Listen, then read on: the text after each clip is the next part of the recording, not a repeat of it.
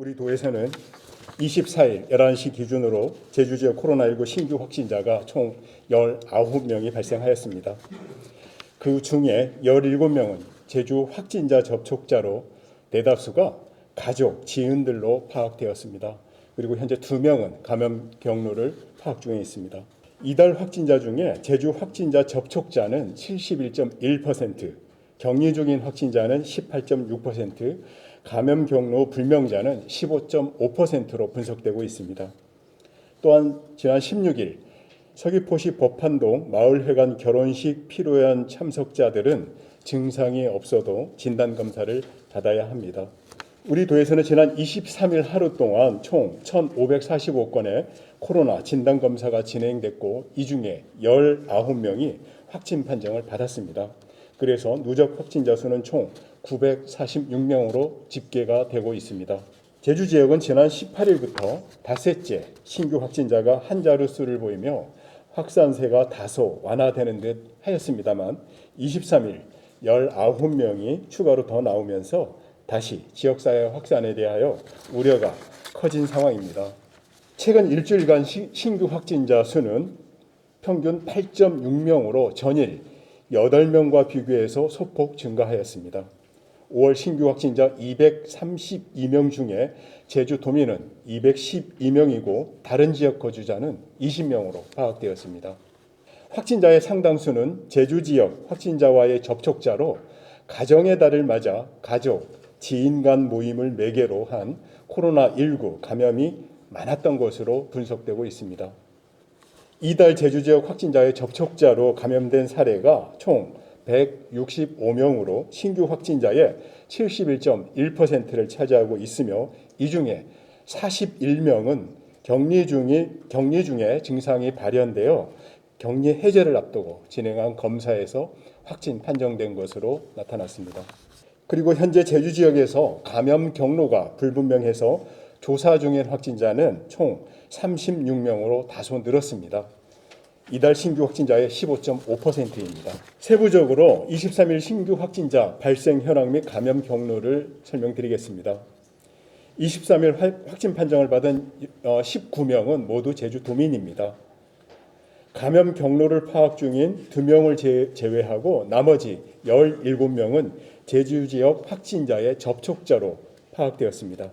또한 확진자의 접촉자 17명 가운데 5명은 자가 격리 중에 확진 판정을 받은 것으로 조사되었습니다.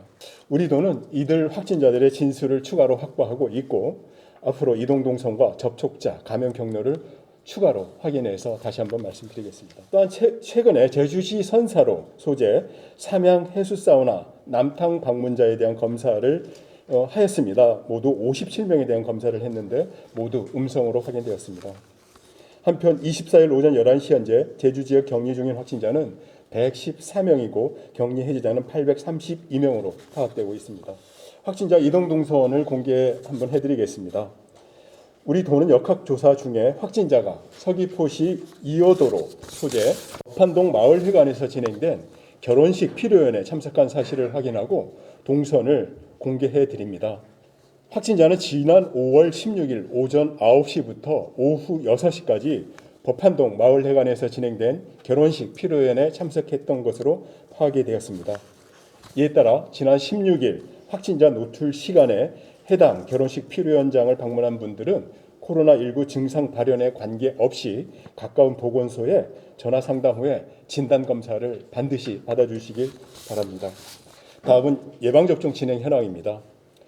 24일 0시 기준 제주에서는 총 132명이 예방접종을 한 것으로 파악되었습니다.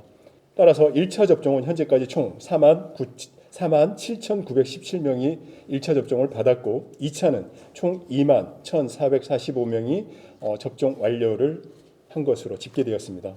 이로써 접종 동의자 71,826명 중에 1차 완료자는 66.7%, 2차 완료자는 30%의 비율을 보이고 있습니다.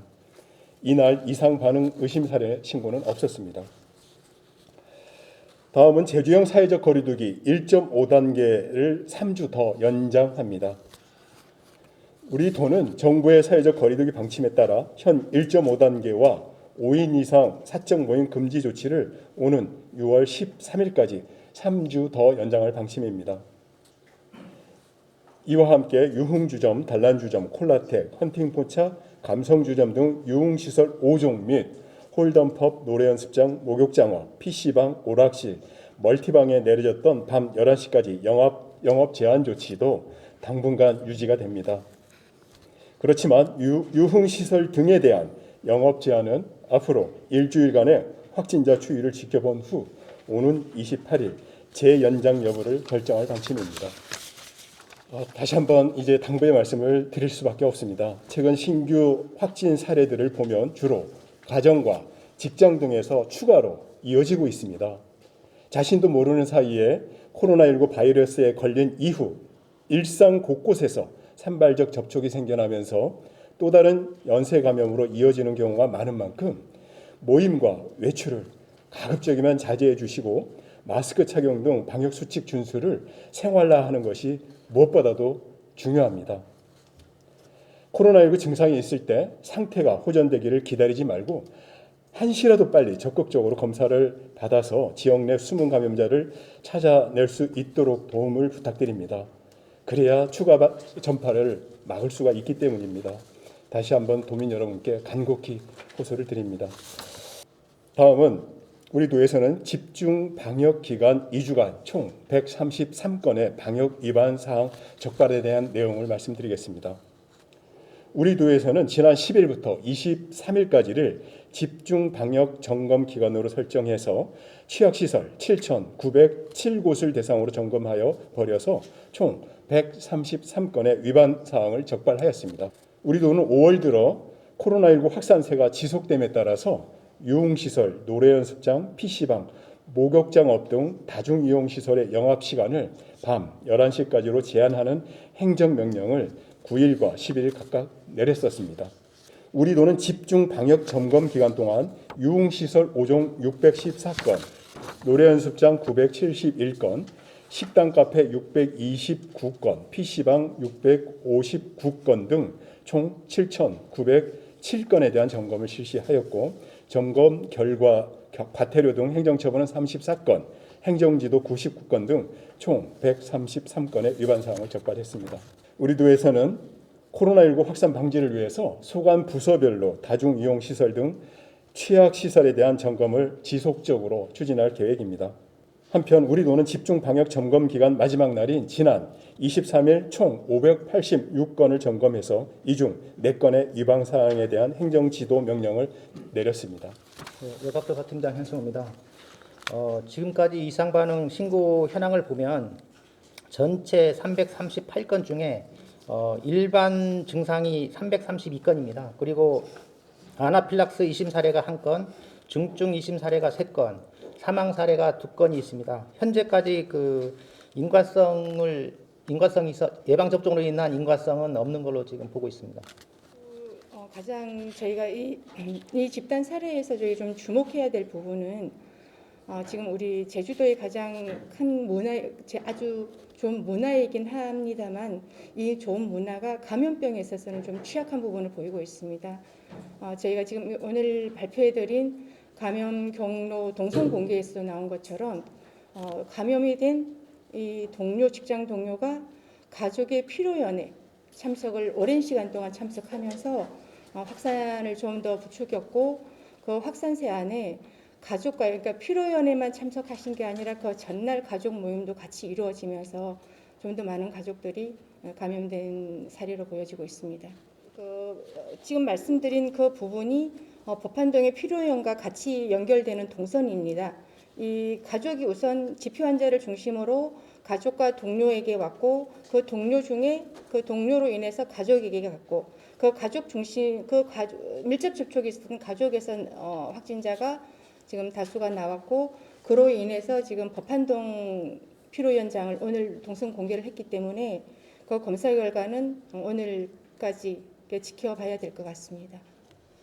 우선 저희가 말씀을 좀 드리고 싶은 부분은 사실은 저희가 만들어내는 방역 정책 이런 것들보다는 사실은 도민들께서 이렇게 방역 수칙을 철저하게 지켜주시는 게 이게 확산을 방지하는 데 가장 큰 힘을 가지고 있습니다.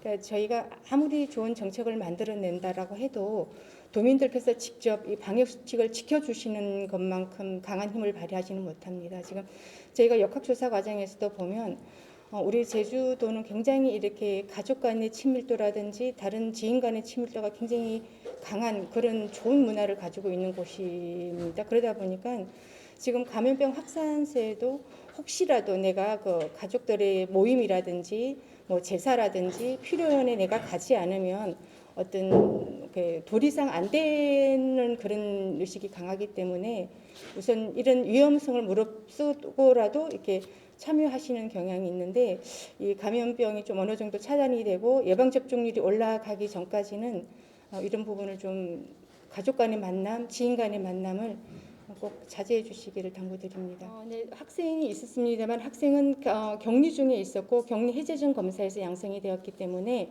예, 학교는 기존에 저희가 공개됐던 해당 학교입니다. 그리고 지금 대부분이 성인들로 구성이 되어 있고 그중에 격리 중에 있었던 중에 소아는 한 명이 있습니다. 그 외에는 전부 성인입니다.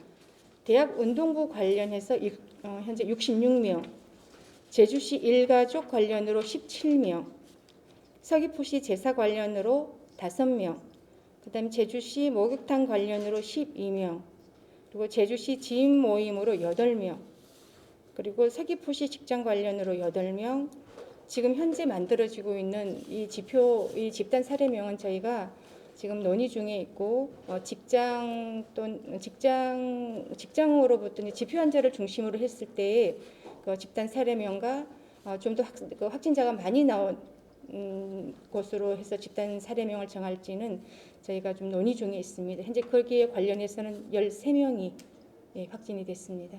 검사가 휴일에서 많이 줄지는 않았습니다. 지금 어제도 보시면 아시겠지만 1,500여 건이 넘어가고 있고 그리고 이제 집단 사례 어제는 기확진자가 발생한 집단 사례 중심으로 이렇게 검사가 이렇게 되고 제가 그러니까 이게 그냥 무작위로 하는 검사는 뭐 비용 대비 이게 효율적이지 못한 부분이 있습니다. 그리고 저희가 타겟 중심으로 해서 검사를 진행하기 때문에 확진율이 훨씬 높다라고 볼 수 있겠습니다. 그리고 기확진된 접촉자들로 인해서 확진이 되고 있습니다.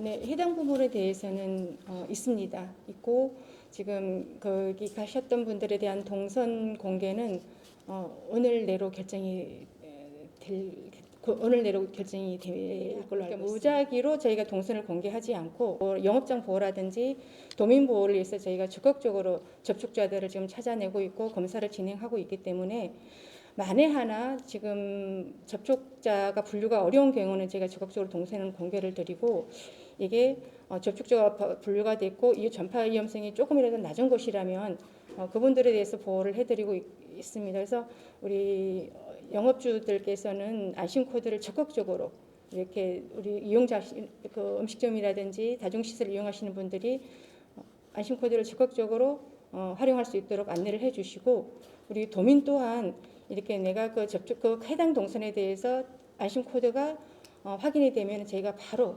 연락드려서 검사를 받을 수 있도록 안내를 드릴 수 있기 때문에 그 부분에 대해서 좀 안심 코드를 좀 적극적으로 활용해 주시기를 부탁드립니다. 금일 브리핑을 모두 마치겠습니다. 수고하셨습니다. 수고하셨습니다.